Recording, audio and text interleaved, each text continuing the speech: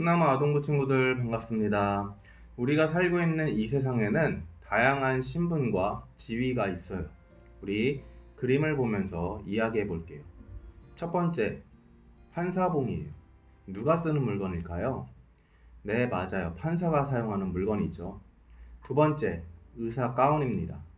환자들을 치료하는 의사가 입는 옷이에요. 세 번째, 휘슬이에요. 우리 친구들이 좋아하는 스포츠 경기에서 심판들이 주로 사용합니다. 마지막, 이건 뭘까요? 네, 생활기록부입니다. 이건 우리 친구들과도 밀접한 관계가 있는 물건이에요. 학생들을 평가하고 여러 생활 모습을 기록하는 것으로서 선생님들이 사용하는 것이죠. 이러한 특별한 신분을 가진 사람들은 사회적으로 중요한 역할을 합니다. 그래서 아무나 이러한 신분을 얻을 수 없고 시험을 통해 자격증을 취득해야 해요. 그리고 자격을 얻으면 신분에 따르는 특별한 권리, 즉 특권을 얻게 되죠. 판사는 법을 가지고 판결하고 적절한 처벌을 내릴 수 있는 특권을 가지고 있어요. 의사의 특권은 무엇일까요? 환자를 진단하고 치료할 수 있죠. 다음은 심판이에요. 심판은 경기를 통제하기 때문에 반칙을 범한 팀이나 선수에게 경고를 줄 수도 있고 점수를 어느 팀에 줄 것인지도 판정할 수 있어요. 마지막으로 선생님이에요. 선생님은 학교에서 수업을 할 수도 있고 또 학생들을 평가할 수 있는 특권을 가지고 있습니다. 그런데 판사, 의사, 심판, 선생님에게는 특별한 권리가 있는 만큼 무거운 책임 또한 요구됩니다. 왜냐하면 자신의 특권을 막 사용한다면 많은 사람에게 큰 피해를 줄 수 있기 때문이죠. 판사에게는 법에 따라 정확하고 공정하게 판결해야 하는 책임이 있고, 의사에게는 가장 좋은 방법으로 최선을 다해 환자를 적절하게 치료할 책임이 있어요. 심판에게는 경기를 공정하게 진행하며 정확한 판정을 내릴 책임이 있죠. 마지막으로 선생님에게는 학생들의 교육과 안전에 관련된 모든 것에 관한 책임이 있습니다. 이렇게 특권과 책임은 동전의 양면과도 같아요. 특권이 있으면 그에 대한 책임이 있고 또 책임이 있으면 그에 대한 특권이 있는 거죠. 그런데 예수님의 제자라는 신분을 가진 우리에게도 마찬가지로 특권과 책임이 있습니다. 그렇다면 예수님의 제자의 특권과 책임은 무엇일까요? 오늘 말씀을 통해 알아보도록 하겠습니다. 자, 오늘 본문인 히브리서의 저자는 예수님을 믿는 사람들이 얻은 특권에 대해 성소를 비유로 이야기하고 있어요. 오늘 말씀입니다. 함께 읽어볼게요. 그러므로 형제들아, 우리가 예수의 피를 힘입어 성소에 들어갈 담력을 얻었나니. 말씀에서 무엇을 얻었다고 했나요? 바로 성소에 들어갈 담력을 얻었다고 했습니다. 여기서 성소는 구약시대에 하나님께 제사 드리는 곳인데, 특별히 여기서는 성소의 안쪽에 있었던 지성소를 말해요. 또 담력이라는 말은 자격이라는 뜻을 가진 단어로 자격을 얻어 자유로워졌다라는 뜻입니다. 즉 예수님을 믿는 우리는 예수님의 피를 통해 지성소에 자유롭게 출입할 수 있는 자격을 얻었다는 거예요. 이게 왜 우리의 특권일까요? 우리가 하나님께 나아가는 것은 당연한 거라고 생각할 수도 있어요. 그런데 사실은 그렇지 않았습니다. 지금부터 그 이유를 잘 들어보세요.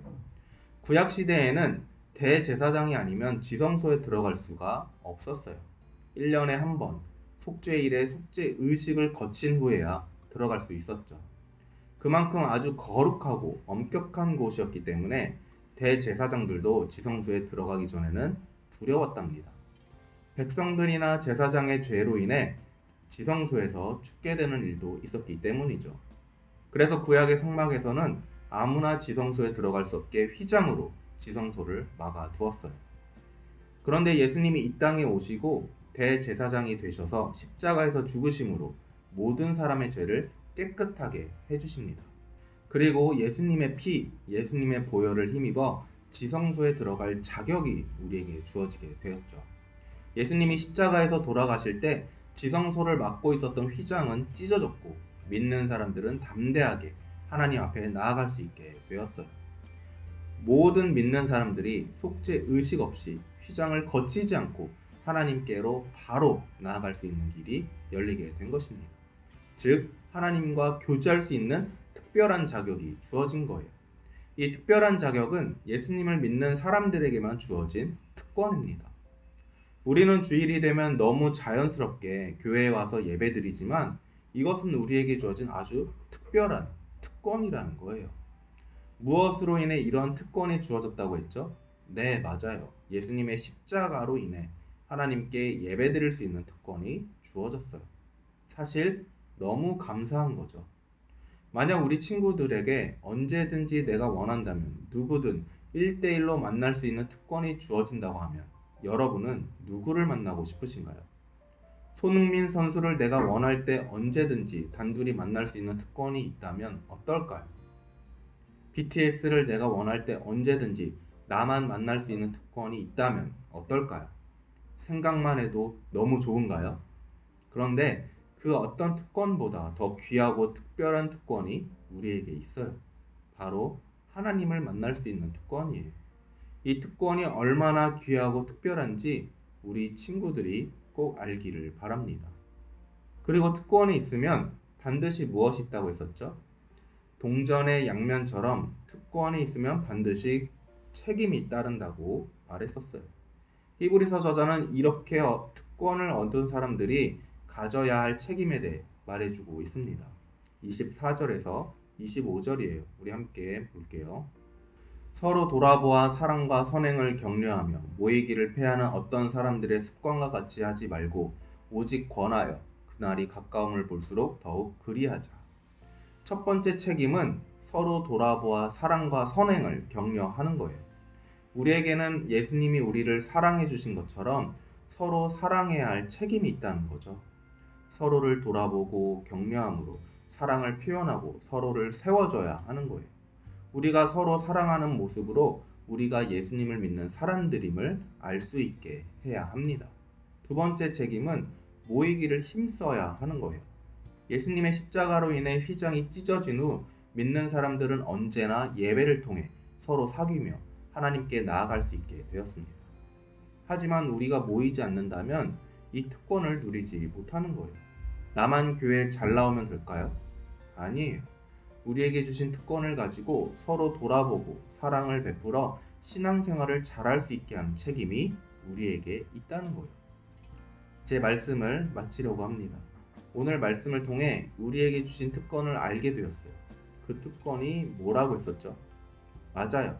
예수님이 십자가에서 죽으심으로 우리는 그 어떠한 걸림돌 없이 하나님을 만날 수 있고 예배드릴 수 있게 된 특권이라 했어요.